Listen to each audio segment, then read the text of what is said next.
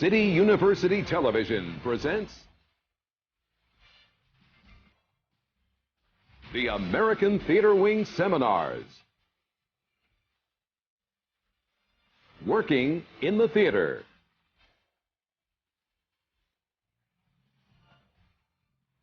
This seminar, performance.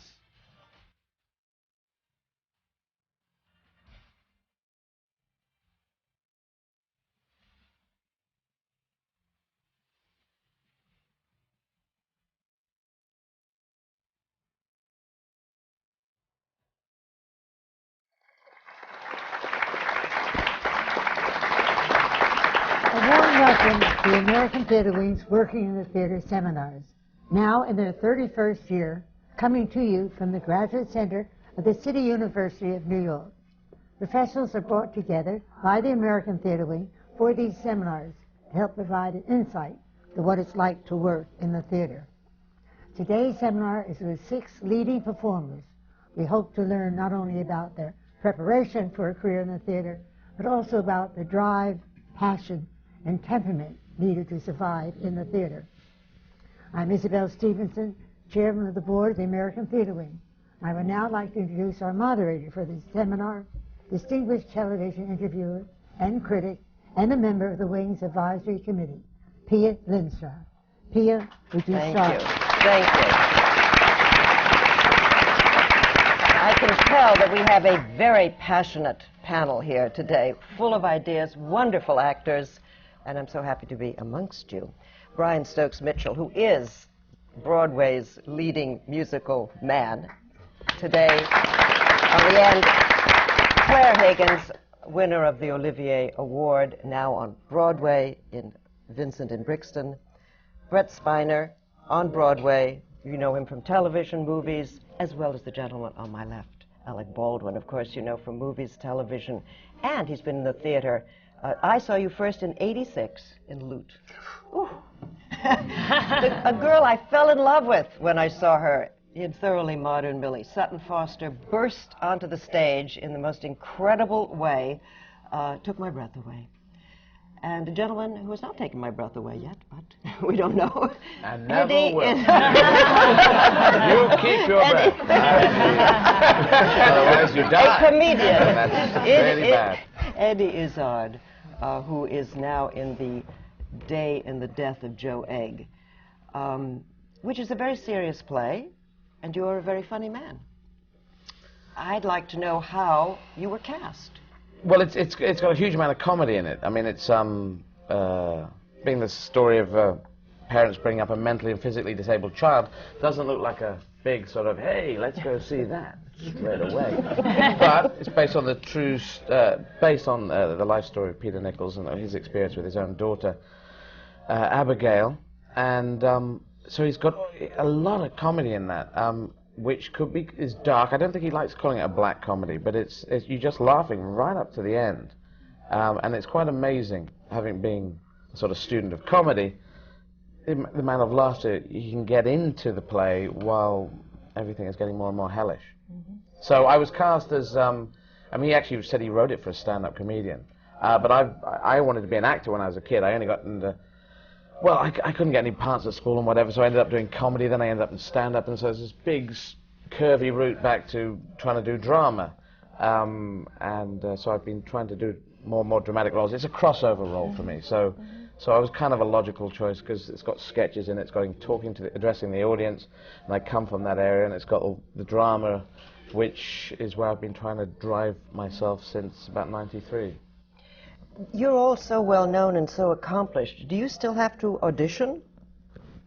Right? Do you have to audition? Does everybody ever to get a part? not in the theater world so much anymore, but still in film and television. They're very, very separate worlds. And one of the things that is always a little disheartening to me is the fact that a lot of the people that kind of run film and television don't spend much time in the theater, it seems. Some of them do.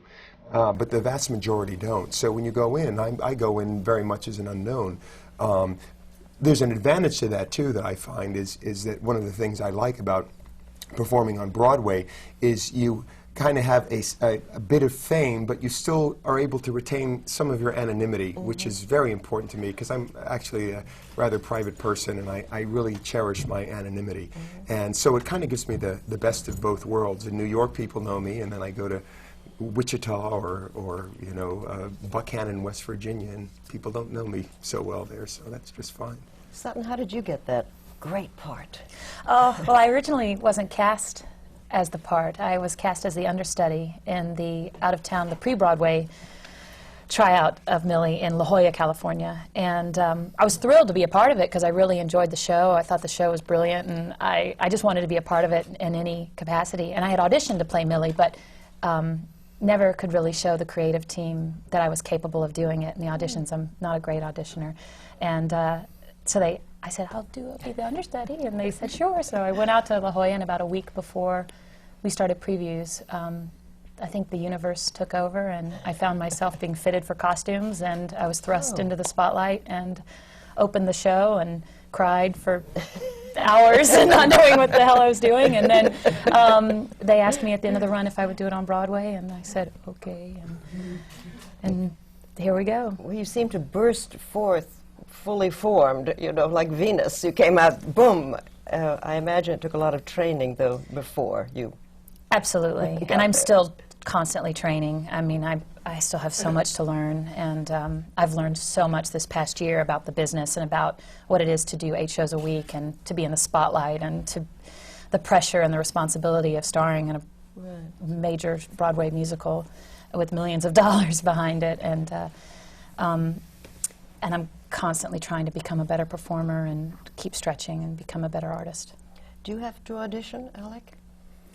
Or do they, as everybody know you now, so they... Well, you know, it depends. I mean, I haven't had an audition for a play or a movie or anything like that, except one time recently I got asked to audition for a musical. And I don't sing, and I've never sang.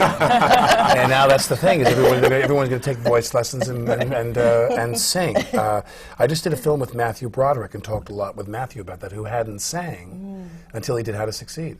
He hadn't sang legitimately and professionally. And so I was approached by Cameron McIntosh for the... what's the movie that Nicholson did? Witches of Eastwick. Oh, yeah. And they did the production over in London of Witches of Eastwick, the musical. And they said, would you come in and would you meet and have voice lessons with Joan later and do that work and go in and read for McIntosh's music director, who was in New York. And that audition ended my musical career. Under 20 minutes, my career ended. Did he say you were bad? Or did you feel that? In unspoken ways, he said I was. In inaudible ways. But are you good in the bathroom? I am good in the bathroom. Well, but I think I can sing, but for me, that whole world it's so binary. Acting, I feel like you can fake it. Acting is so subjective. Some people are crazy about someone's acting technique and other people don't like it. And for me, I have such respect for singing that to me, you either can sing or you can't. And if you can't really sing beautifully, as people here can do, why bother? I don't want to do... I've had people contact me, what about producers. Rex Harrison? Exactly. They say, do you want to Rex Harrison your way, do some part? And I say, no, I do not want to. You don't want to do that? I leave that to Rex. There's a haiku that says, even in the insect world, some can sing, some can't. Right on. Can you sing as well as act? Do I sing? Yes. Yes. Well, I mean, it's, again, subjective. But You're ready for I an think I ask you to do. do a song, be careful. well, I'd be happy to. So I have sung on Broadway a number of times. Oh, all right. You've reviewed them, actually. I like you. Oh, this is... Poorly, I might add. No. I don't do that now. But I think what's amazing is that, and I'm not just saying this for your benefit, is the people up here who sing in these shows, they can sing and act. Yes. I've gone to musical recitals. I went to one the other day, and a guy got up and sang a number from your show. And he sang, and the guy was incredible. He had a beautiful voice. He was fantastic. And then But I wonder, can he act? I mean, it's very often people can't do both. Right. You know, they cannot do both. Not at all. Claire, do you have to audition at this point in your life, or do they just call you up on the phone and say, come and do this? Yeah, I mean, England is, the English theatre world is pretty small, really. So, and I've been in it for quite a long time now. So, no, usually I'd get, send a script, or somebody will call me up, call my agent up. But it's a very small world, and as Brian was saying, it's the same in England. The theatre world is very different from the film and television world. They're really separate entities. And I agree with you, a lot of film people don't really bother to go to the theatre, which I think is a real shame, because that's where actors generally learn their craft. And Why is that, do you think? you know, Why? I really do not know. I'm really puzzled by it. I don't know why there's this huge divorce between these disciplines when they're exactly the same thing. Yes. It's a mystery to me. I think it's probably attention span crossed with, you know, if you're going to see, if you get to a place where you're, you know, you can get tickets by saying, could you get me some tickets for this, and just get it sorted out because you're Hollywood or whatever. And then if you're going to a show, you've probably got to see people. If you see a film, you can just see it, not see it, walk out halfway through. It's more involving, I think, going to theatre.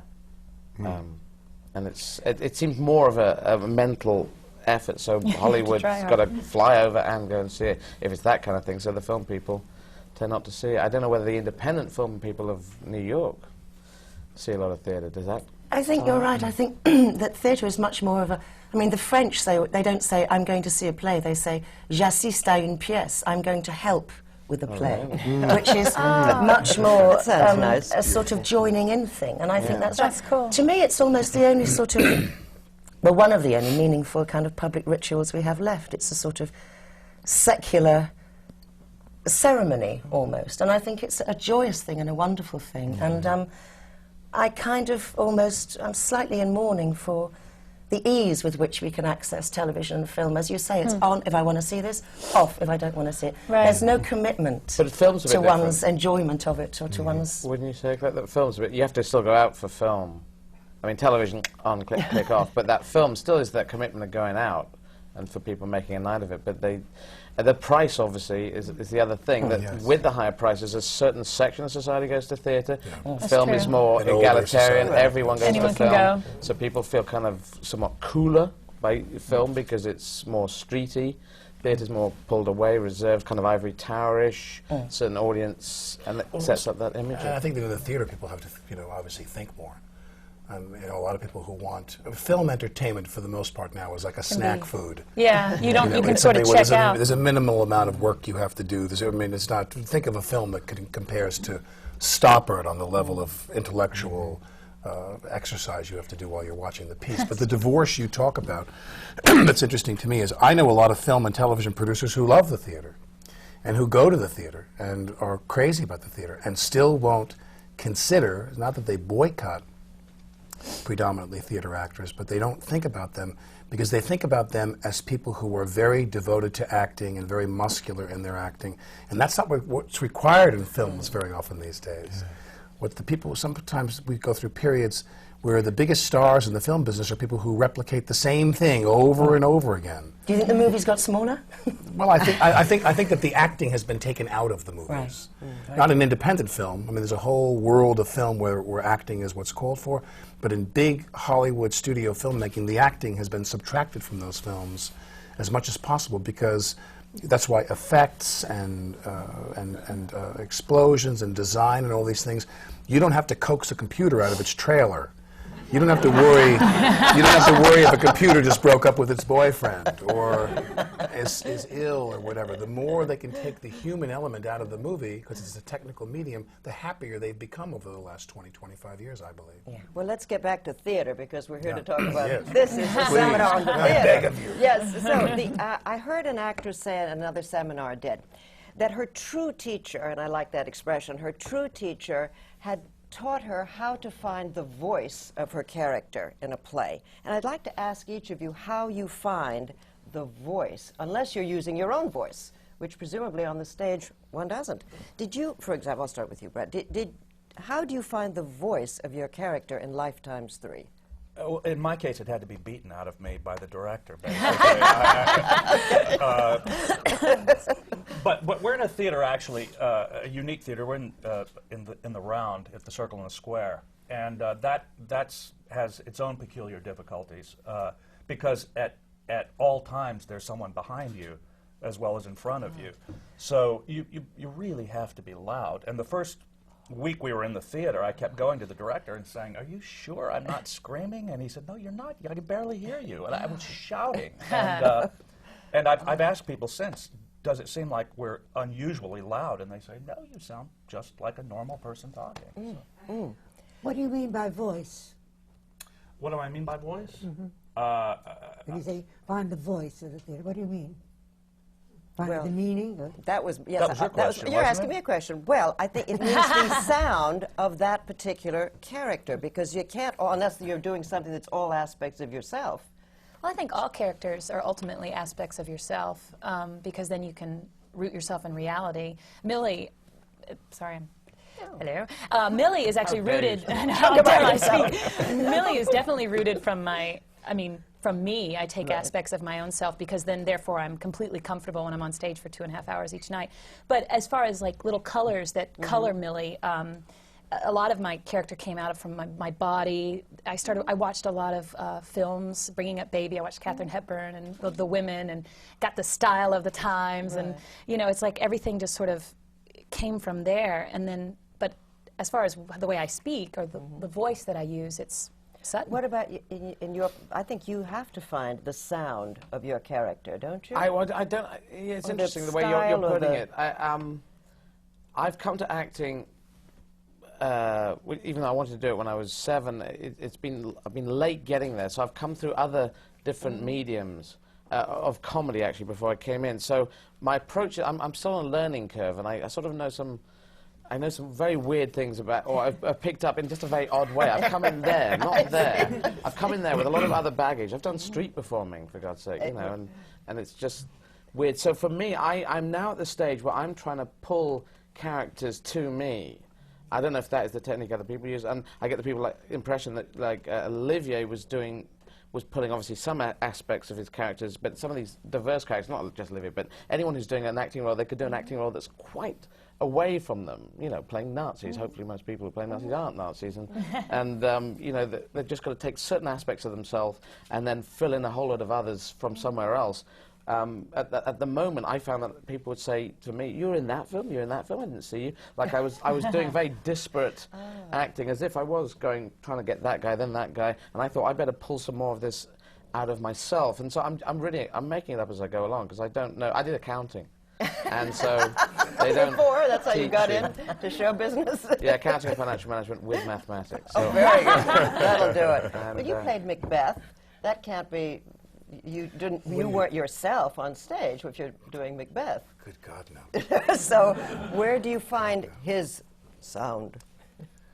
Well, I mean, to me, there's two things I find that when you do these pieces. Sometimes I love to play someone who's as far away from me as I possibly can.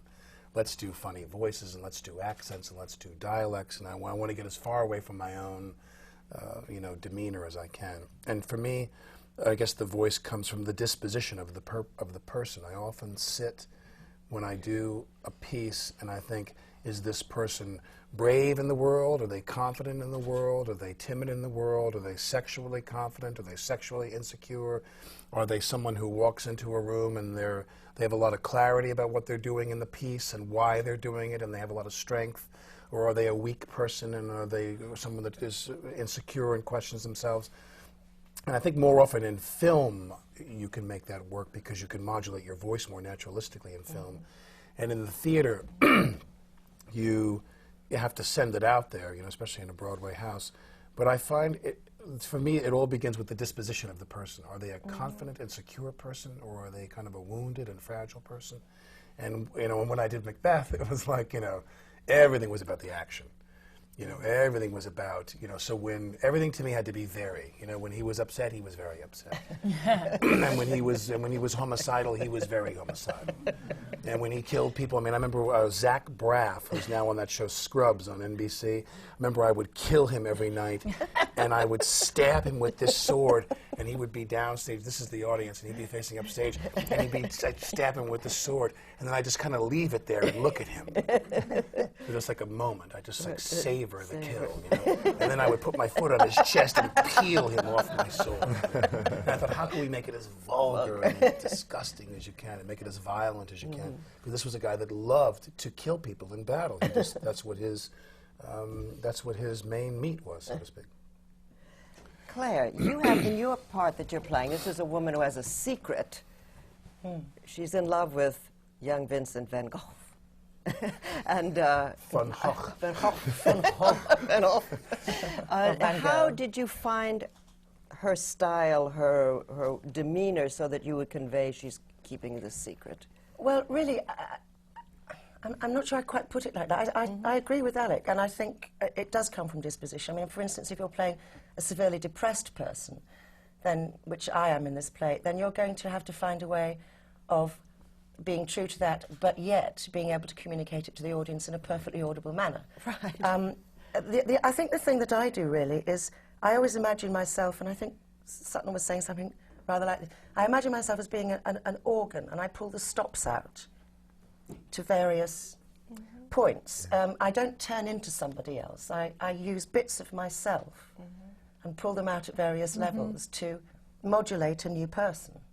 So, and the voice automatically becomes a part of that process. So, and I find a rather wonderful thing happens between you and the text, as it were, with a well-written piece. The text will have character tricks in it almost. The author will have written certain little tricks that you can hear, so that becomes part of your vocal work on this character. A character may use one word a lot, or may have a certain way of driving a sentence through. So that then becomes part of your vocal mannerism with that character. Then you will start to hear yourself in rehearsal perhaps speaking rather higher than you normally do, or rather lower. But that then becomes part of the process. But for me, the image is very much this organ with the stops out at certain levels, and through rehearsal that may change, and through performance that may change. Brian, do you have an image that you use when you approach a character? I kind of let the script tell me what it wants to be. One of my master teachers, one of the things that he always said is that the actor's first obligation is to the playwright. So I always make sure that I'm being as true as I can to whatever the intention of the playwright was, as best as I can see it. A show like Man of La Mancha is kind of fun. It's a great playground because I kind of get to play three characters in the show. I get to play Cervantes first, who's closer, I suppose, to me, although it takes place in the 15th century, and because the style of the writing is not contemporary, I cannot really use my contemporary cadence and voice. It just doesn't lend itself to the material. And then as you go into the next character, I introduce Alonso Quijana, who is this character then that becomes Don Quixote.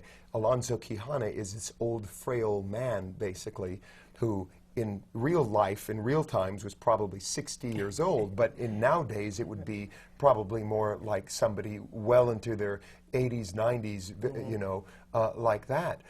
So I wanted to choose a particular sound and voice for him that would set him apart when he becomes Don Quixote. And one of the interesting things about it was, you know, well, how do you do that? Because if you can't sing The Impossible Dream like an old man.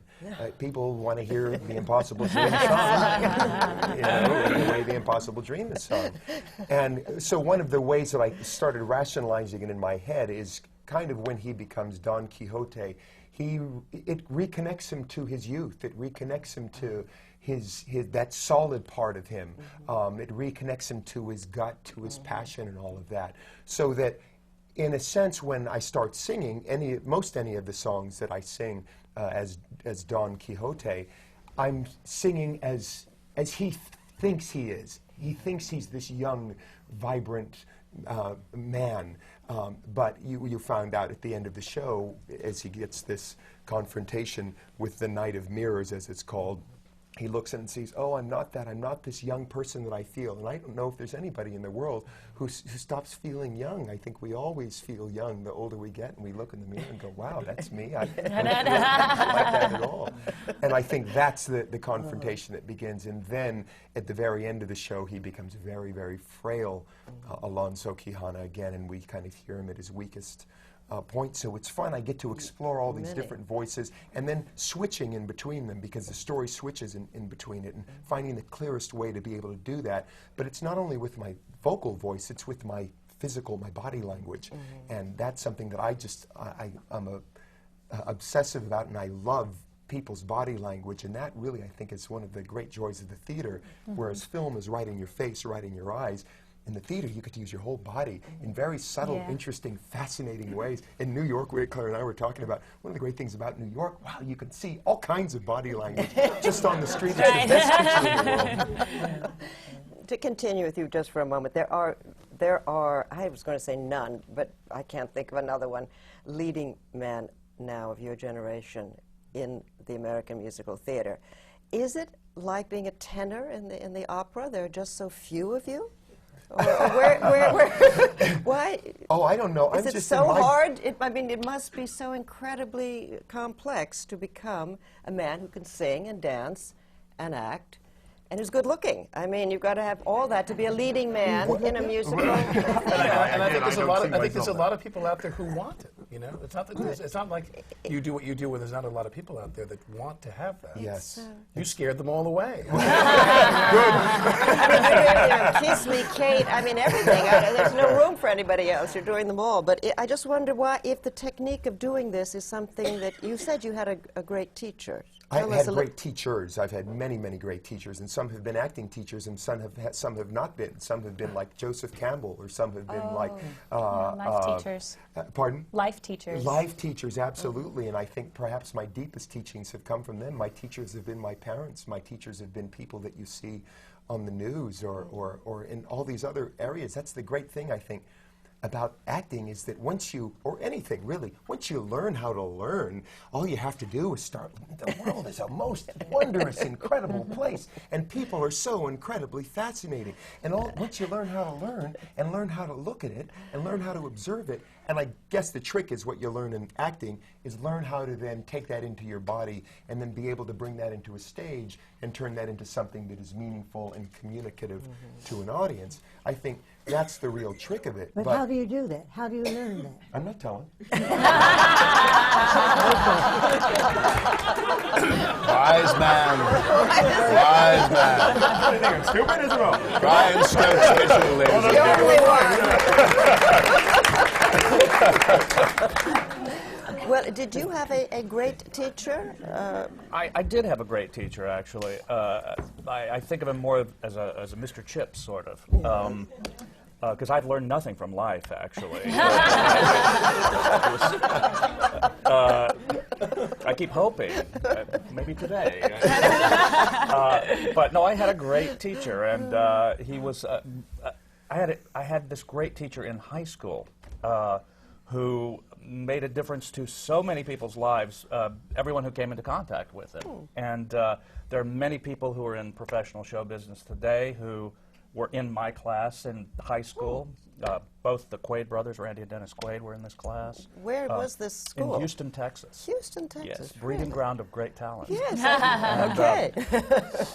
But he made such a difference to me, and I really consider myself incredibly lucky to have come across somebody that early in life who sort of set me on a path and said, you can actually do this, by the way, and let me encourage you and send you on your way. And I'm ever grateful for that. Has anybody been discouraged? Was there somebody who said, don't do this? My mother. Your mother?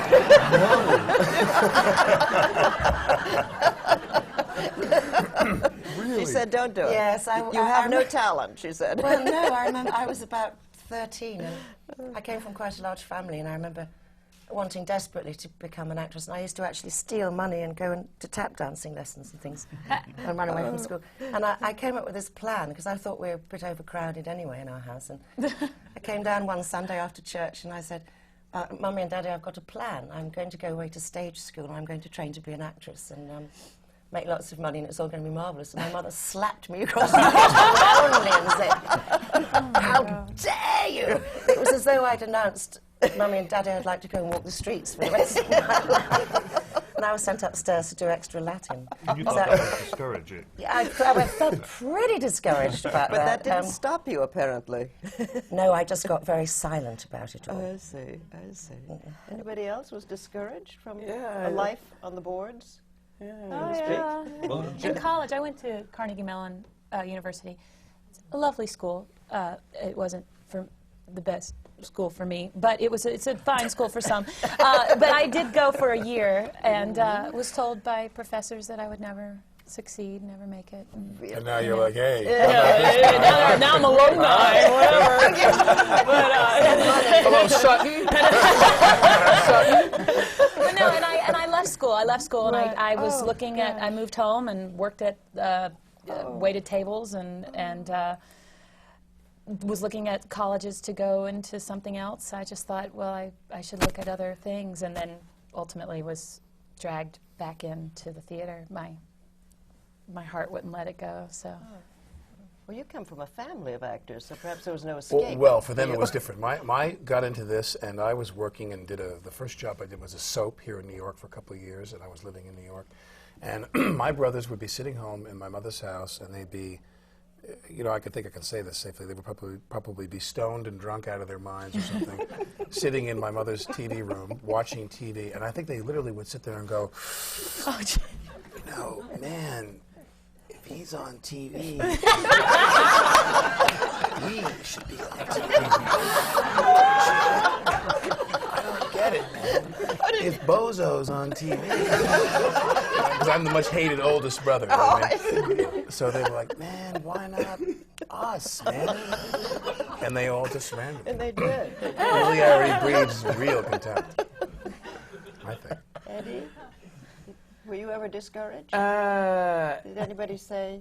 Well, yes, there was. I think generally not getting any parts at school. There was this initial thing, and I thought it was either because they thought I was crap or I was crap, and I can't work it out. With pure objective hindsight, maybe I was just crap and got better a bit later on, or maybe they just thought I was crap. And I don't know. So there was that, but I just had a long period of no, and then and then got to college and I said I was going to leave stuff accounting because I wasn't doing that in the first place. I mean, I was just pretending. Well, I could add that. But I said to the guy who ran the drama place there, I said, I'm going to go get an agent in London, and he laughed in my face, and it was that kind of.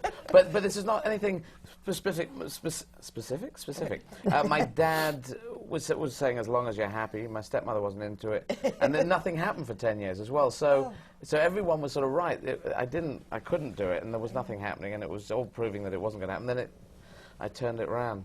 So Was there a teacher in your life? Not really. Not really. There was a teacher at school who gave me my first parts, but there was no big life teaching. I mean, I just sort of stumbled. I'm trial and error. I mean, coming out as being a transvestite actually was probably the biggest weird thing. Sounds very bizarre, but to tell everyone you're transvestite and not then hang yourself in the third reel that normally happens in films, because they do, don't they? Hey, the guy who was dressed, he's dead. He was a mournful soul. All transgender people, they kill themselves. And it used to be gay and lesbian people were in that boat, and now they run things or have Will and Grace, where it's the whole. But if I was a transvestite character coming, I'd still hang myself. Probably.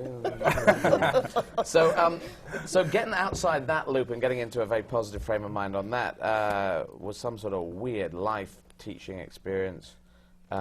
Gave me confidence from outer space. So that then applied. That sort of came through. I also changed my methodology. So most of my stuff is accidental. I wanted to get somewhere very fast.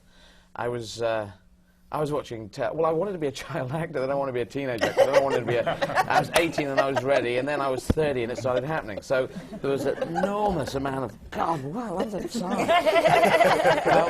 So nothing happened, and I tried to get somewhere very fast. So 18, let's go. Okay, right, television. I used to hitch down from college to places and try and phone up people and pretend I was agents recommending myself. I used to do real long shots.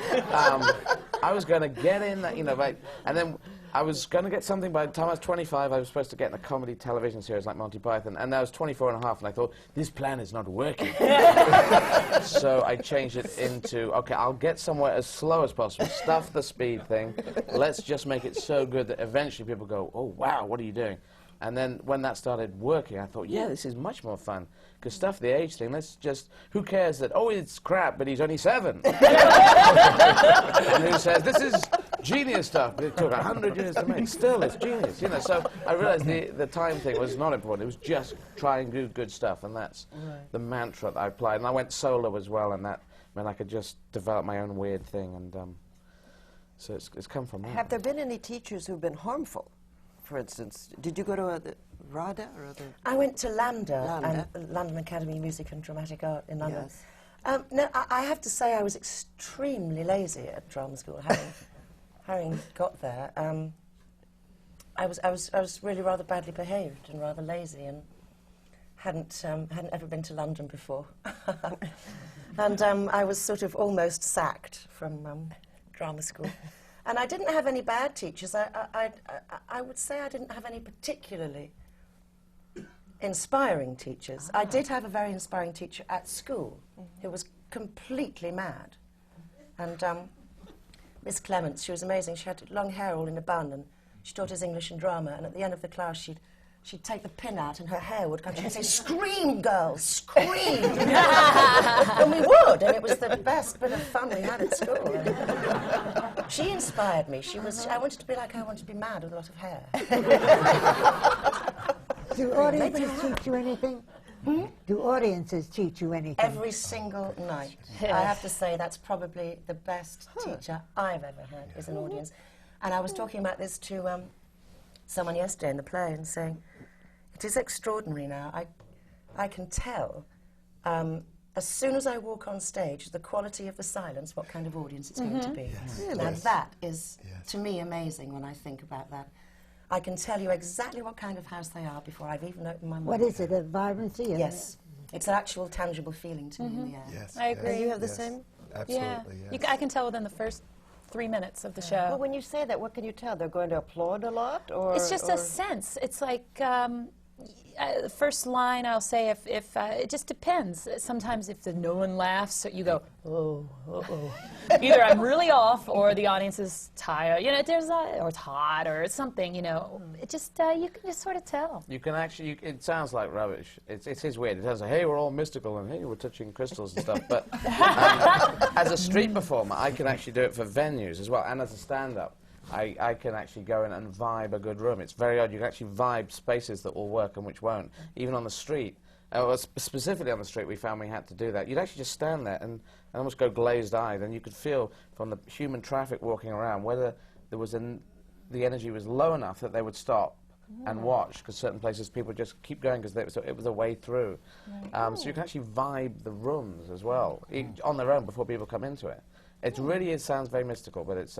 Well, maybe it is a little bit mystical. There's nothing wrong with that. It's fantastic. do you find that to be the case? Mystical is the wrong word. I mean, it sounds airy-fairy nonsense. Right. But it is, in fact, mystical. Don't hang yourself in the bathroom. But that's what people who are not mystical would say that. But I mean, I consider myself spiritual, rather less mystical. In Life Times 3, can you tell in the audience what they're reacting to? I'm not sure what they're reacting to exactly, but I do have this sense that there is a collective audience personality. That's and it was just so strange because it's made up of 1,600 people, but Exactly. for some reason they're all thinking the same thing. It's so weird every time. You can do a show night after night and get enormous laughs on the same line, and then suddenly this night comes when not one person in the audience thinks that line is funny. It's the weirdest thing. And I think it's established, but I personally think it's one person who comes in and has such a strong vibe themselves that they say, okay, everyone, follow me. And you do. It's so true. I It's the totally alpha agree. audience member, Exactly. perhaps. Exactly. I think it's an absolute tribute to the reality of the collective unconscious. I mean, I really absolutely agree with it. An audience assumes one identity on any given night. They become one animal. It is extraordinary. It's real. Have you had that experience? Well, it depends on the material. I mean, the first play I did on Broadway was Orton, when I did the Orton piece. And they had done the play at Manhattan Theatre Club. And then they moved it, David Merrick moved it to Broadway, and you could tell when you had an Orton crowd, there were certain lines that you'd float out there. There was certain English phrasing and, you know, things that aren't common usage to an American audience. And we knew when we had a kind of blue-haired Broadway crowd, and we knew when we had an Orton, some Orton files there.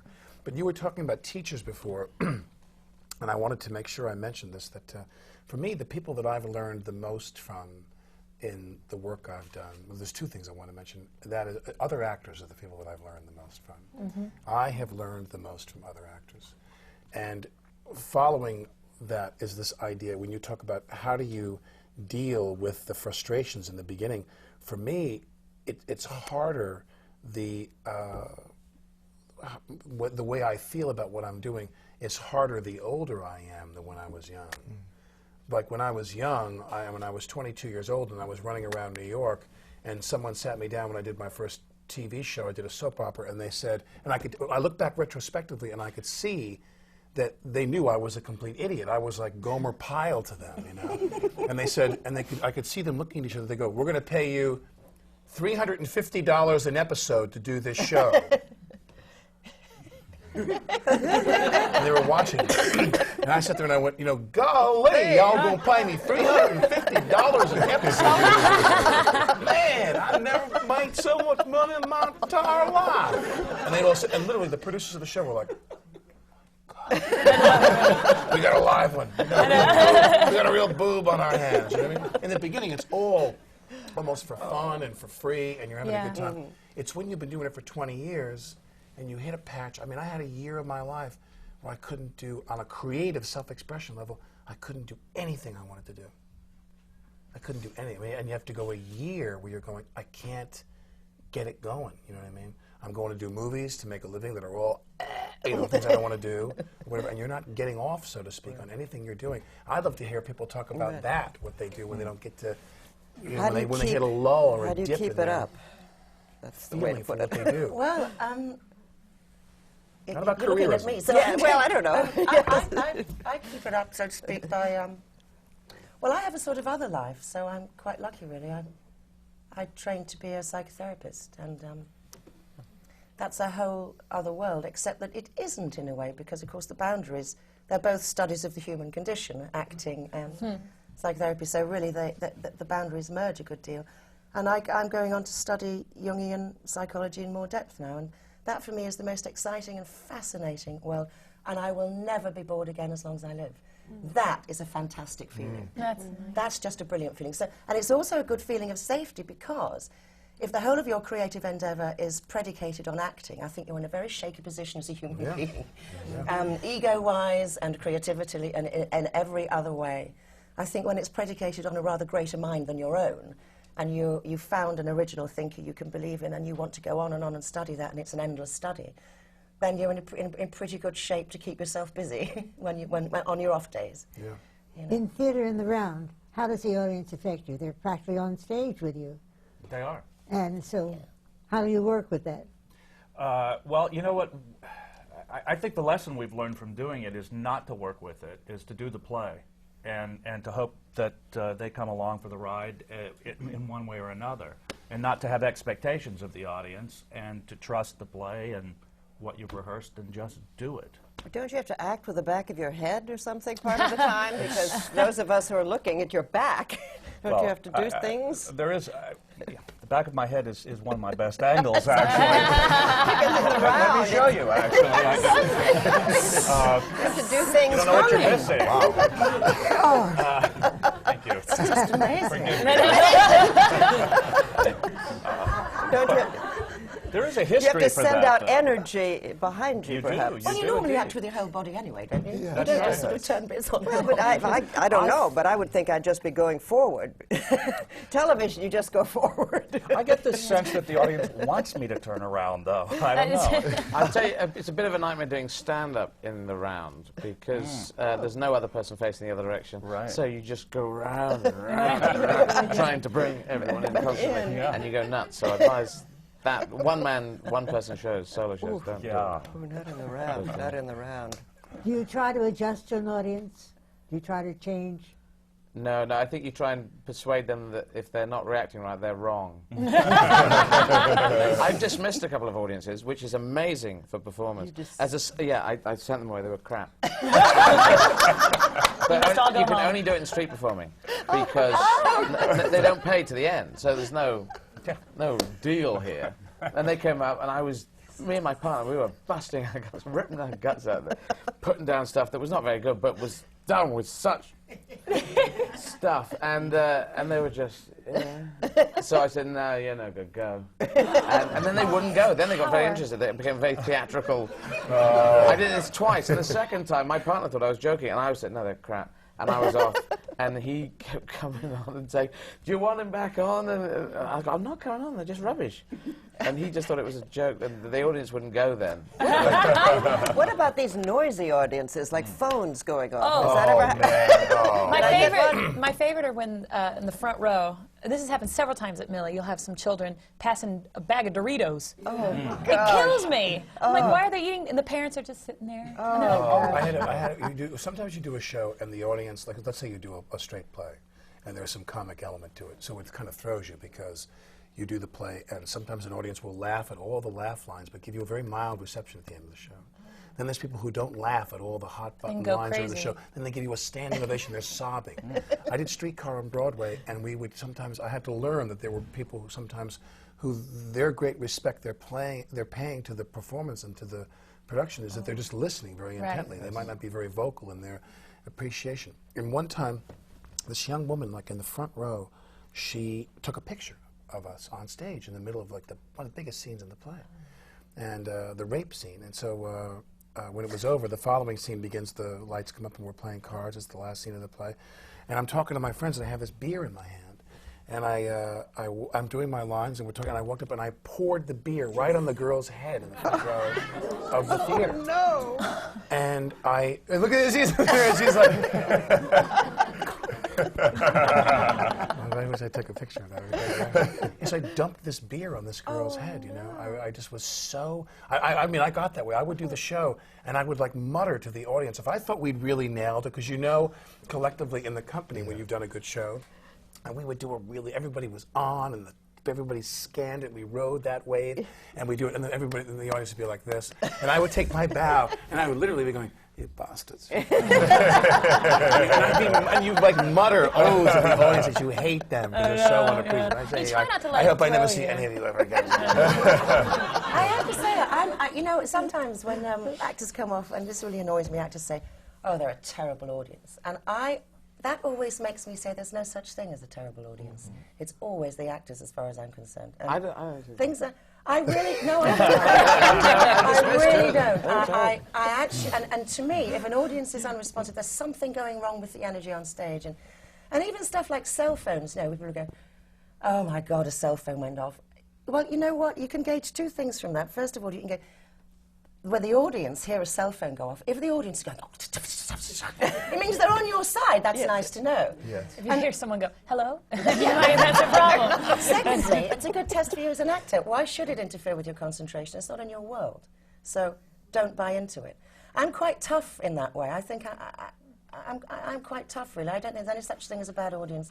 And if there is, it's my job to make it a good audience. I really believe that. A lot of times, too, an audience,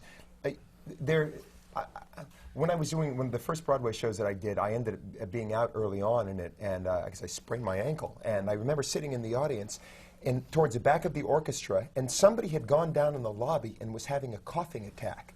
And you couldn't hear it from the stage, but the last half of the orchestra was looking around going, what's going on? Is somebody dying down there? Now, the people on stage would not have a sense at all that that's something that's going on, and you just think, well, what's wrong with it? Why am I losing the audience? Right. There are all sorts of things that happen, or people get sick, or whatever. Sometimes you don't know. But from my taste, I think the audience is I consider them the last character of the play to come into a play.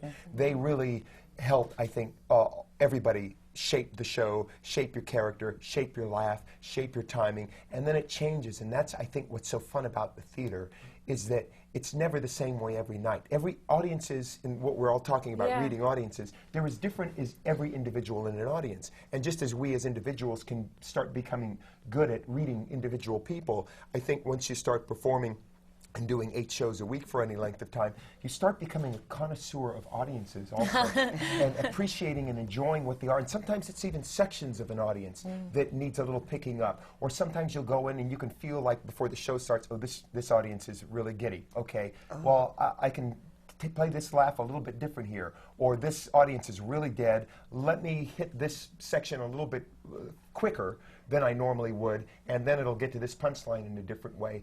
But it becomes it's like an art. An art, yes. Exactly. That's what's audience. different about the theater than anything else. I consider it a long-form art, because if you're lucky enough to get a show and a run that lasts a long time, over a long, long period of time, you're not only playing with this character and the other actors on stage, you're playing with the audience. You're playing with this very subtle kind of esoteric energy almost that pervades a room and sometimes pervades the world. Wow, after 9/11 or after the war started or after things like that, you feel not only are we depressed as individuals, an audience is depressed, and you understand that, and sometimes you just do your best and you just know the audiences can only do so much. They just don't feel like laughing right now. I mean, you know what, it was just a final footnote to this thing about audience noise. We had somebody last Saturday, we came onto the matinee, and then actors came up and said, "Who the hell is that man coughing? That man, a terrible, terrible cough." And this man would cough. And the man wasn't coughing, he was dying. So, you know what I mean? So, before you start going, "Oh, God, there's such a nightmare, and why don't they shut up?" Okay. Did you have an experience with an audience? This was my favorite funny story of this was I did the off-Broadway production of Prelude to a Kiss in 1989 with Mary Louise Parker, Circle Rep Theater, and there was a very old woman and a very old man in the front row. 199-seat house, very intimate, very, you know, the material. We were all grooving and connecting with the audience. I had to talk to the audience and address the audience as a narrator. And if anybody knows Craig Lucas's play about this kind of soul swap thing, as soon as I have this really tender scene, I kiss Barney Hughes or something I have to do, it was like some really achingly beautiful, poignant moment. The older woman turns to the older man and goes, "Murray, the girl is in the old man's body." The girl has gone into the old man's body, Murray. Do you understand? He just announced it. Oh my They God! do this at the end of Vincent and Brixton. When there's a scene where Vincent, it's all in silence, and it's the end of the play, and it's all rather marvellous. And we're sitting there, and Vincent starts to draw the boots, you know, this famous drawing of the boots. And this deep, dark silence. He's drawing the shoes. He's drawing the shoes. Murray is drawing the shoes. It's the same woman. It's the same people. Surely. Then everyone goes, shh, shh, shh. Yeah. Get you. Did you have an experience with cell phones? Well, I did, but you know, we all do, I'm sure. But the audience that I most remember, I was doing a show a few years ago at the Gershwin Theater, 1776. It's an enormous theater. I think they're like 100 seats less than Yankee Stadium or something. I mean, it's like enormous, huge. And every Wednesday afternoon, they brought in an entire audience of inner city children, which was a great idea, school kids, and but they also all had candy, and they seemed to be a cue. It was time to open the candy, and I swear it sounded like it was raining in the audience. And that was I mean, I respect the audience, and I know there's no bad audience, but that was a show where we all saved our voices and just went because they had no idea. What about directors? How do you work with a director? What do you look for in a director? Uh-oh. What do we look for in a director? Actors usually in place, isn't it? Well, in my gigs. Yeah, usually. I mean, I hope that they're going to be somebody. It depends on the show, really. Do you audition a director? Not usually. This last time I sort of got to have approval of a director, so that was kind of a nice thing. But usually, no, they audition you. So, you know, you're trying to do your best to impress them. But I do in a sense that when I was doing Kiss Me Kate, which is a show at first that I did not want to do because I didn't care for the show. And but Michael Blakemore, everybody kept coming up on the street and saying, "Oh, Michael Blakemore's doing Kiss Me Kate, and I hear they want you to do it, and he's the best director you'll ever work with, the greatest experience you'll ever have in your life." And this is, you know, totally unsolicited. And I thought, okay. And he directed Noises Off, one of the funniest plays I've ever seen. And I thought, wow, I can learn a lot from this guy. And that kind of comedy, that kind of high-wit comedy, was not something that I had done, really. So I thought, great, I'm in good hands here. Let me keep my mouth shut, listen to what he has to teach me, and do that.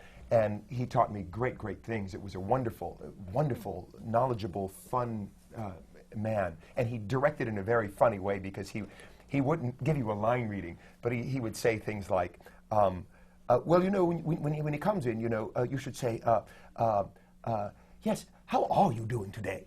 Now, don't do it like that. But, and he'd always give you the perfect line reading. Every time he would say, don't do it that way. But he would kind of respect the fact that you still needed to explore on your own. But otherwise, I like directors that kind of just let me go free and kind of guide me and give me ideas and concepts and a big playground to play in and kind of give me gentle guidance and just let me play and do what I want. But when I'm lost, like with Michael Blakemore in a realm that I don't really know, it's great to have somebody like that. So it changes, I think, for me on show to show. Is a director important to you? Can you? Oh, yeah. You hope that the director that you're working with has the ultimate vision. Because there has to be, the problem sometimes with shows is that there are like 80 cooks. And you hope that one person has the ultimate vision and can therefore guide the rest of the creative team and the entire cast so that everyone's on the same page. And then you really want to have a trust.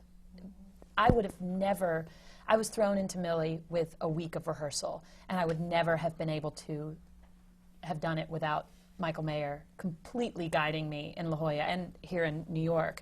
I completely trusted him, and he trusted me, which was amazing because, you know, I can barely trust myself. So it was really nice to have someone that just completely guided me in the right direction. And of course, actors and actresses can't really see themselves. Isn't that part of the... You have to learn how, though. Yeah. You see yourself? I'm still learning. I mean, what I was going to say is that for directors, director? I think that for directors, you have to have a little of both, meaning if you're not somewhat self-directing, especially in films, you're dead. Because a lot of them don't know anything about acting, they don't know anything about characters, they don't know anything, they're technicians. In the theater, you're more likely to walk into the room and throw yourself into the arms and the trust of someone. If I'm going to work with Dan Sullivan, if I'm going to work with George Wolfe, if I'm going to work with some of, Greg Mosier or people like that, then I'm more likely to say, what do you want me to do?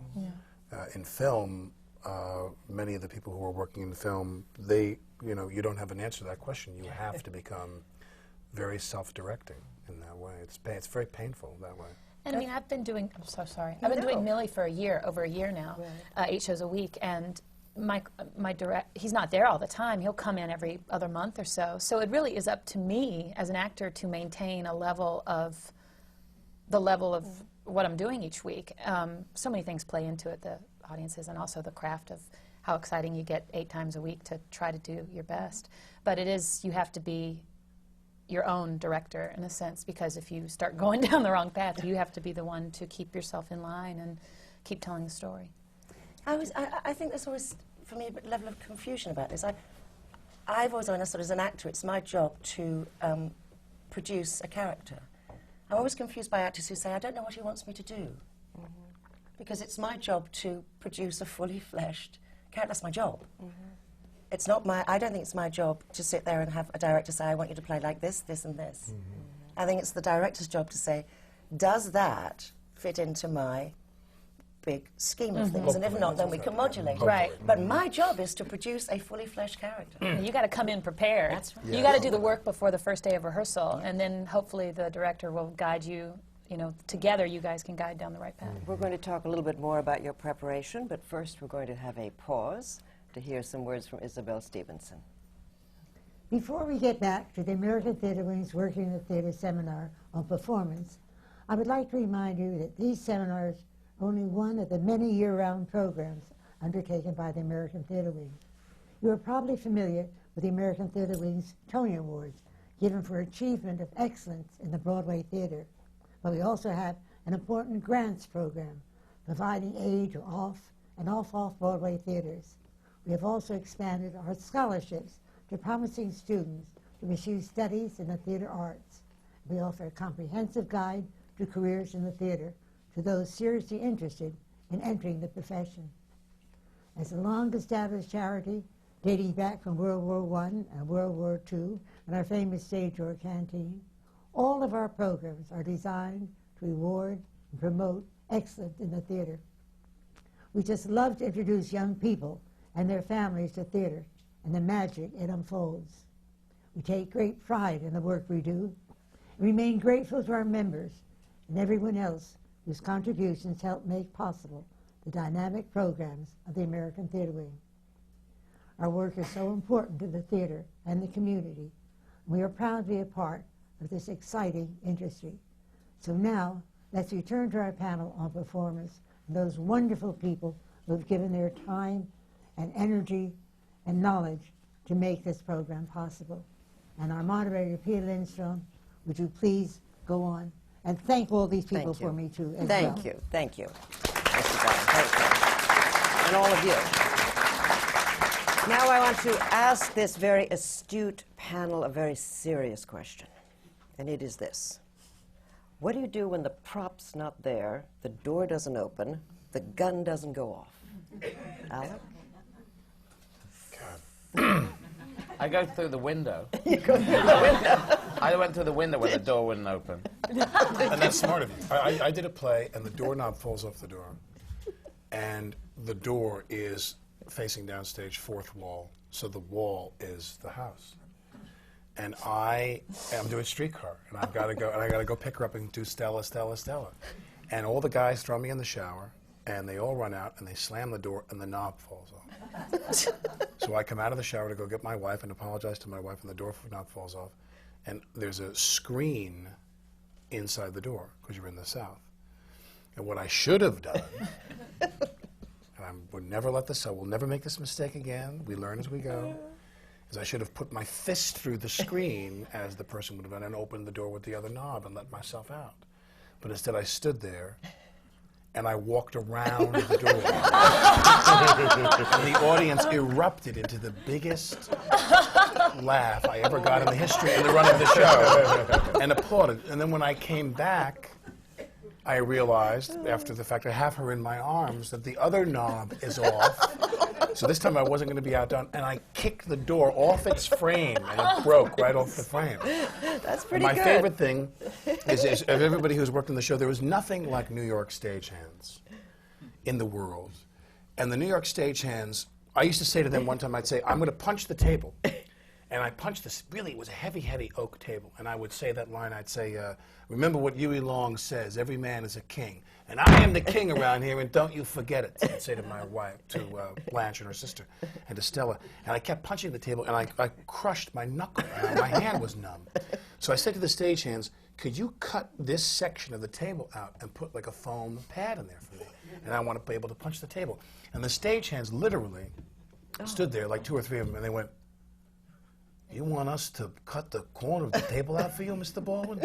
And put some foam there so you can smash the table with your hand? Why don't you do something else? Why don't you say, and I am the king around here? or hit yourself on the thigh, man. I am the king around here. Why don't you do another gesture? You don't have to punch the table. It's a lot of work to cut the table out. Eddie, did you have an experience? Did you think they had a point, or pardon me? Did you think they had a point, or did you? Maybe these stagehands must know a lot of things I don't know. Yeah, so I think the rest of the show, I wound up hitting myself in the chest. No, I go off like an ape. I am the king around here. But I'll never forget. Then when I kicked the door off the hinge in that scene, then there's a curtain after that for the first act, and I come back and they're all standing in the wings and they're all going, oh, that's bad. That's so bad. We're never going to be able to fix that before the next act. Why couldn't you go around again? You did it once. There was no shame. No shame. Go around again. Anybody else have the prop not there? All your props are there, Brian? You never... Yeah, I've been fortunate. You've been lucky. I'm sure there haven't been. I probably put them out of my mind, but I can't think of it specifically. Did you ever forget your lines? Oh, man, yeah. The worst one was in the middle of a song. Where is the life that late I led during Kiss Me Kate? I was always terrified of that song. I blew those lyrics when I auditioned that song. Oh. And I thought, oh, man, I just can't, this song just won't go. Every night I was terrified that I would forget the lines for that song, and one night I did. And I just, usually I can make up lyrics pretty quickly and usually make them rhyme and make them, this time. I just started saying nonsense words and nothing came out. And finally I just stopped the show. Oh, I just said, the audience knew I was in trouble. What else can you do? I stopped the show and I look at Paul Gemignani and I say, Maestro, help. And he looks up at me and looks down where his score wasn't and goes, So, what did the audience do? Oh, they laugh. You know, that's again one of the fun things about the theater. People love being there when something When something happens. goes wrong. Yes, they would have a night he drives. Exactly. There you go. And that show is so much fun and so silly anyway. They're already in the mood for that, so they just love it when something like that happens. So thank God they were in good humor. And we got back on track, and of course at the end of that, I think I got the biggest number I ever got. Sutton, did you have a prop not appear?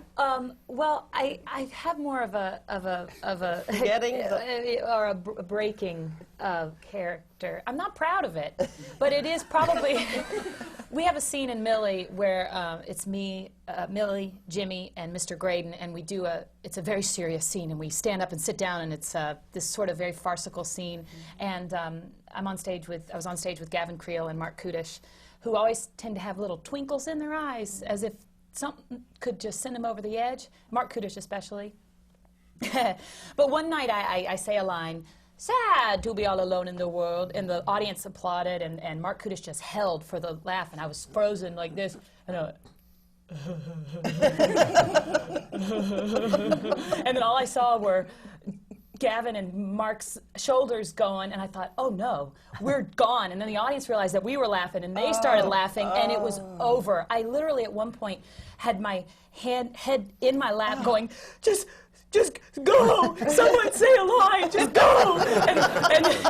And Mark Kudish was like, we have to start over. We have to do the whole scene over. And I'm like, oh my gosh! And he made us do the entire scene over. It was one of the it was like the Carol Burnett show. Oh, I'm not proud of it, but it was probably one of the most exciting moments I've ever had on stage.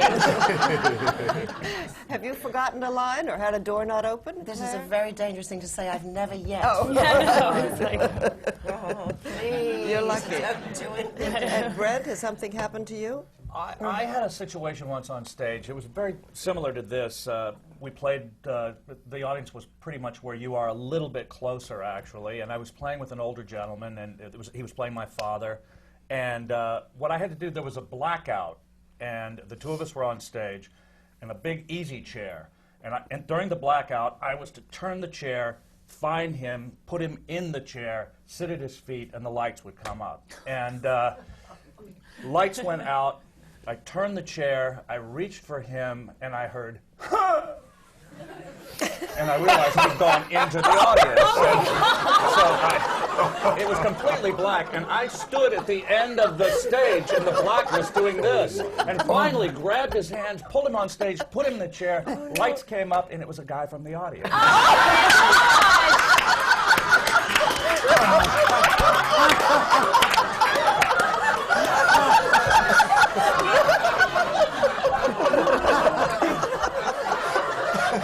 You made that up. You waited to tell that story? You can't get a better story than that. We are so windy. What happened to the other guy? He was still laying on somebody's lap in the audience. Oh, that's the worst I've ever heard. Charlie Rose. Did you carry on? Yeah, we carried on. The guy was actually a better actor. And that man is Sean Penn. Sutton, you're the epitome of you're going out there and be a star. Now, how does it work with you now? That's your millicent. How did you get up? How did you get to be? Well, the difference between going out and stand up on your own and doing theatre, you mean? Right. Well, you've got to stop to let other people talk, which is always a bit weird. Actually, yes, that's the difference between improv and stand-up. I always wanted to be an actor. See, when I was 7, I wanted to be an actor. So I never wanted to do stand-up. I wanted to kind of when I couldn't get any parts at school, I thought Monty Python was my big image. So I wanted to do kind of comedy like that, comic acting, really, kind of Peter Sellers, Monty Python, and it's been a big curve round to getting to here. So I'm very open to learning. I've been through so much humiliation getting here, which is an important thing, because once I dumped sketch acting, I learned street performing, and that was so humiliating that I broke myself. People talk about going to acting schools, and they break you down and build you up sometimes, or they just annoy you or whatever. But I accidentally lost all my confidence. I was a real pushy, arrogant pain in the ass, and I ended up as just asking strange people how to street perform, because I couldn't do this stuff. And when I eventually learned to do that, almost just by I couldn't think of anything better to do, I applied that humiliation technique that if you learn something, a new medium of performance, that you have to go through a humiliating period where people say, this is rubbish, and get up to, hey, it was not so bad, and do, oh, it was quite good. And so now hopefully it's kind of, hey, okay. Stuff in the right areas, pointing in the right direction. So I've just let it assimilate up. I wish to be a student when I'm 90 or 100 and saying, now I'm going to learn this. Because I feel you can. If you know the centre of yourself and the centre of your creativity, I feel you can apply it. You should be open to being down the Renaissance end of town of just saying, hey, I want to do this and I want to do that. I'm not sure if it's right, but I'm just open to learning, and hopefully I can say, I'm bad at that. Please tell me what to do, and just say, I don't know. What's also weird is when you work with people that are playful on stage. And like when I did that Orton play, and I was so nervous, and I thought, this is like being in church to me, and you had to take it all very seriously. And you're with someone who's really accomplished, like Joe Mahar, the late, great Joe Mahar, who there's a scene in the play, which is a big comedy, but he would take this book, and he was supposed to turn to Željko Ivanek and I and say, you have before you a man who's quite a personage in his own way, Truscott of the Yard. And he would take a book, and with a flourish, he'd open the book to indicate from this, the annals of Scotland Yard, his place in this book. He'd say, you have before you a man who is quite a personage in his way, Truscott of the Yard. And Joe would go and get male porno magazines and cut pictures of male porn stars and glue them into the book. You have before you a man who is quite a personage in his way, Truscott of the Yard. And our line was, it's you. And Željko Ivanek would sit there and go, no, it's you! And there'd be like some guy like this laying on a bed. When you work with people like that, it is so insanity-inducing. Yes, You're it's working always with dangerous to John have letters, Turturro. isn't it? You're working with John Turturro. Now, that's a personage to deal with, isn't it? Well, in a sense, I would have thought so, too, prior to working with him, but he's actually a very, very smart, very serious actor, and he doesn't really fool around. He does his job really well, and it's just exciting to be in his presence and watch him work. I have to ask you about your voice. When you sing, the two of you who have to sing such a long thing, does your voice get tired and you have vocal problems with this? I've been doing Millie for a year and almost a year and a half now. And it is the hardest thing I've ever had to do, and I do all 8 shows. And each week, it's a victory when I make it through to each Sunday by Sunday. I'm like, it's just a goal to be able to do all 8 shows. I pretty much, my entire life revolves around not talking too much. I study with we both study with the same teacher. I have a voice lesson every week. My voice is my life. And it's really hard when, if I can't sing, I can't perform. But it's also hard because my relationships have suffered. I can't go out. I can't go out and talk or go out anywhere and have to speak over music or anything. So I live a little bit like a nun, but it's sort of the sacrifice that I pay for starring in a show. And you must have the same. I'd like to know where they came from. I don't mean not from Brooklyn. But how did you get to where you are on the stage? Go to the school? Went to, did accounting at Sheffield, which didn't help. How did I get here? God, I don't know. That's, yeah, I was, I did sketch comedy at the Edinburgh Festival from 1981. I spent a year watching television, came out as being a transvestite, then went to street performing, but not wearing any makeup, and then when that, once I got the hang of, when I've sort of broken myself apart and rebuilt, then it was street performing into stand-up from '88, and then when stand-up started taking off, I held it back, tried not to do television so I could try and do dramatic work. So I started from 1993 trying to just do dramatic stuff on film or theatre and then do comedy over that way. So I'm just a complete mess. Sutton, did you go to an acting school? I started dancing when I was 4. I had boundless energy as a child, and my mom, as I was running into walls and things, my mom thought it might be a way for me to get some grace, and she was also a big fan of the movies. And but I grew up in a very small town in Georgia, 3 different towns in Georgia and Michigan, and I started dancing. I really liked it, kind of had a knack for it, you know, and my brother did I have an older brother, Hunter Foster, who's also a Broadway performer, and he did a production of Your Good Man, Charlie Brown. He was sort of bribed to be in it through our church. They needed a Linus, and they're like, you! And they made him do it, and he's like, I don't know. We're these Southern kids who'd never... My father works for General Motors. My mother was a homemaker. No one in our family is involved in the theater, and we just sort of fell into it. And Hunter and I both kept...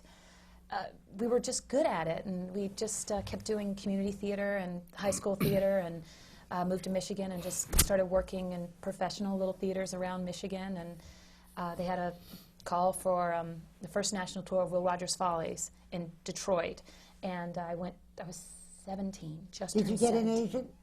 When I came to New York, I did, but later, much later. I had already been working professionally before I got an agent.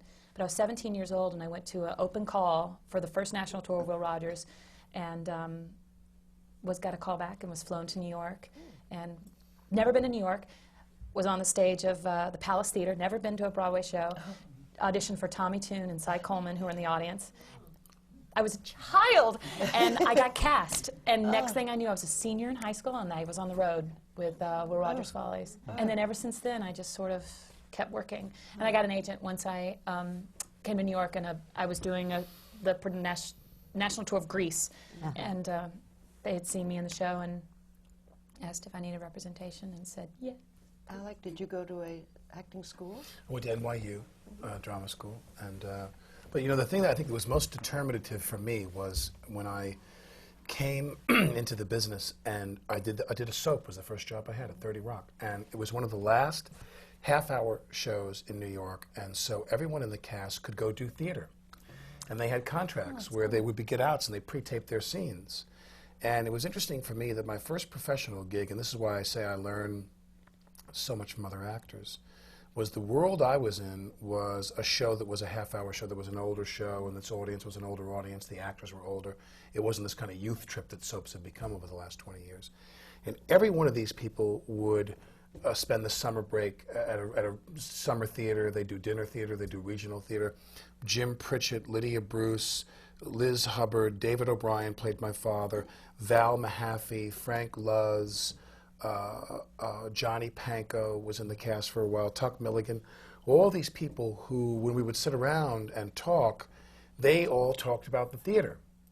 And they all talked about, I'm going to go do Light Up the Sky, I'm going to do Guys and Dolls, I'm going to do this, I'm going to do this.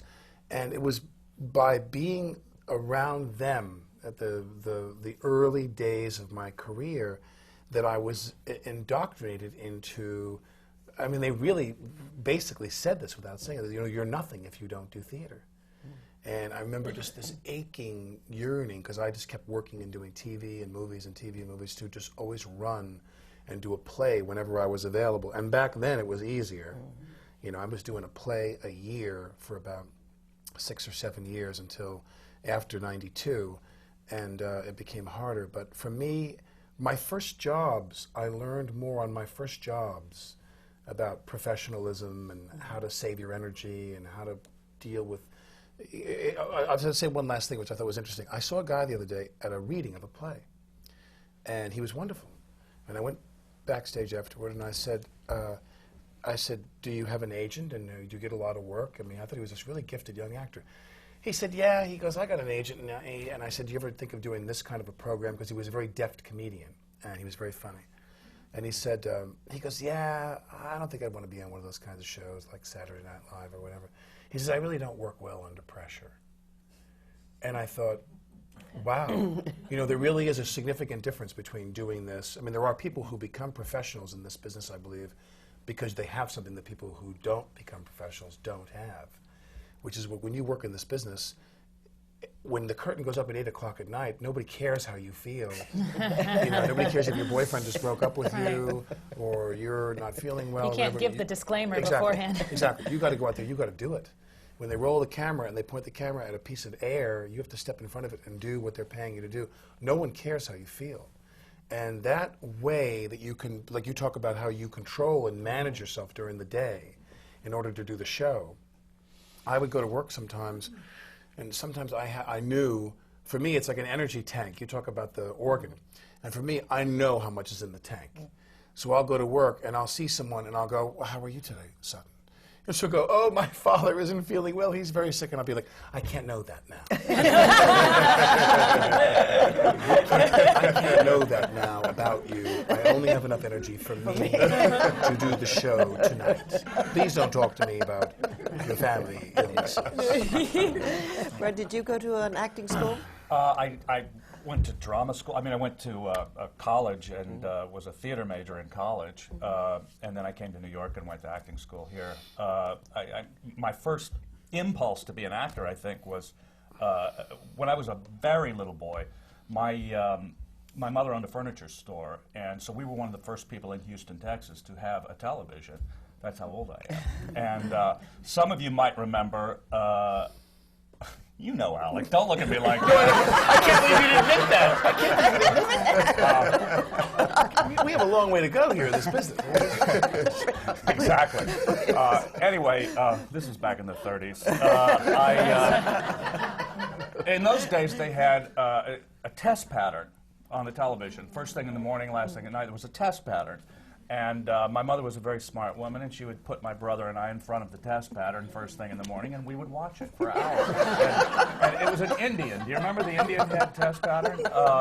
And so the first thing I wanted to be was a test pattern. And, but they already had one. And, but that really encouraged me, and I think... Claire, are you a more serious person? Did you study... I did, yes, I did. But I right. didn't go till I was quite late. I didn't go till I was, how old was I? 21. Oh. And because I had been so traumatized by my parents' rejection of my acting aspirations, I really didn't dare say that's what I wanted to do. And I felt that everybody would think I was showing off. And I came from quite a strict sort of academic background. And it just wasn't on to say you wanted to be an actress. You were supposed to go to Oxford or Cambridge and all of that. So really, I just sort of shut up about it. I did all those horrible jobs that people do when they don't really know what they want to do. And but actually, I do remember how I applied for drama school because I was working in a bar, and around the corner from an amateur theatre, and these people would come in every night and talk loudly, of course, about the theatre, darling, and this and that, and how marvellous it was. And I used to think, I hate these people. and I'm going to do that. So I went round the corner to the theatre and said that I wanted to join in, and I did. And then 2 weeks later, the guy who ran it said, I think you should audition for drama school. And I did, and I got in. Oh. And I was immensely surprised. And I have to say, I've been immensely surprised ever since, and I mean this, to work. It is a constant surprise to me. I don't know if every other actor here is as insecure as I am. Is it a surprise to you? Your career? Are you surprised? I say I'm the luckiest actor in the world. I cannot believe how blessed I have been from the beginning. From the time I started acting and got my card, I was 17 years old, I think. I was working in theaters. Where were you born? I was born in Seattle, but we moved around a lot. My dad worked for the Navy as a civilian, so I spent my childhood overseas, mostly in Philippines and Guam, San Diego, and in Seattle, and then I moved up to Los Angeles from there. But I was very lucky in that one thing just kind of led into another. I never had to wait tables. I never had to pump gas. I really was always able to make a living once I left home at 17, solely as an actor. Now, granted, I was paying rent of $112 a month at that time, and I was making maybe $400 a month at that time. But there was a way, of course, to make it all work, and just one thing led to another, and I don't know why that is. I just feel so incredibly fortunate, but maybe part of it also has to do with, I mean, a lot of it is just genetics, you know. You were asking about the voice and all of that earlier. I don't have control over the way I look or the way my voice sounds. That's a lucky accident. I got good genes from my father and my mother and whatever. And then, you know, that other lucky X factor that falls into place where you're just at the right place at the right time. But the saying goes, luck favors the prepared. And so I think part of it has been, for me, that I've always worked and tried to learn, but it's never been an ordeal for me. It's always been a lot of fun. I think it's just because I love people and life and the world so much that it's always been a fascination for me. So, but I don't know, what is that thing that's led me from one job to another and taken me where I am now? And I have no idea. I'm just going to be quiet and be thankful. I think it might be talent. Well, you know, I don't. I'd like to hear the answer, but we've come to the end of our program. So we'll save that for the next time. Okay. You come on. I think it's your talent. I thank you all, and you do take my breath away. You really do. You are wonderful. Oh, you're just saying that now. I am. I'll give you some of my breath, and then we can do that breath. That's getting sexual. I thank you all. This has been wonderful. It's really great to see you all and talk to you all. And that brings us to the end of this, the American Theatre Wing seminar on working in the theater. We're at the Graduate Center of the City University of New York. Thank you so very much.